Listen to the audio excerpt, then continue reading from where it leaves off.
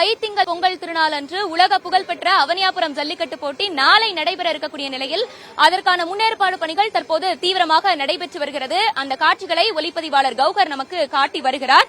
பொங்கல் பண்டிகையை முன்னிட்டு தமிழர்களின் வீர விளையாட்டான ஜல்லிக்கட்டு போட்டி மதுரையில உலக புகழ்பெற்ற அவனியாபுரம், பாலமேடு, அலங்காநல்லூர் ஆகிய பகுதிகளில் நடைபெற இருக்கு. இதற்கான முன்னேற்பாடு பணிகளும் தற்போது தொடங்கி நடைபெற்று வருகிறது.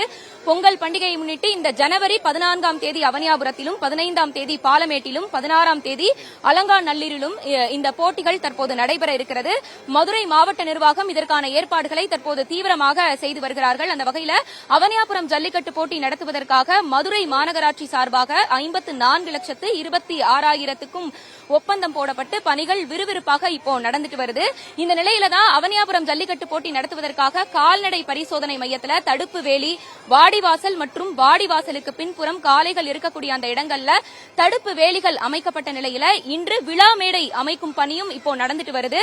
மாடுபிடி வீரர்களுக்கு காயம் ஏற்படாத வகையில வாடிவாசலுக்கு முன்பு தேங்காய் நார்கள் கொட்டுவதும், தண்ணீர் தொட்டி வைப்பது மற்றும் சிசிடிவி கேமரா பொருத்தும் பணிகள் மட்டுமே எஞ்சி இருக்கு. இன்னும் ஒரு நாள் மட்டுமே இருக்கக்கூடிய நிலையில அவனியாபுரம் ஜல்லிக்கட்டு போட்டிக்கான அந்த முன்னேற்பாடு பணிகள் தற்போது தீவிரமாக நடைபெற்று வருகிறது. இந்த முறை மாவட்ட நிர்வாகம் அறிவித்துள்ள டோக்கன் வரிசைப்படியே இந்த மாடுகள் களமிறங்க ஏற்பாடு செய்யப்பட்டிருக்கிறது.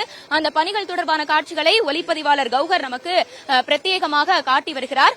அவனியாபுரத்தில் இந்த முறை பாலமேடு மற்றும் அலங்காநல்லூரை காட்டிலும் அவனியாபுரத்தில் அதிக காளைகள் அவிழ்த்துவிட இருப்பதாக எதிர்பார்க்கப்படுகிறது. பிரியங்கா.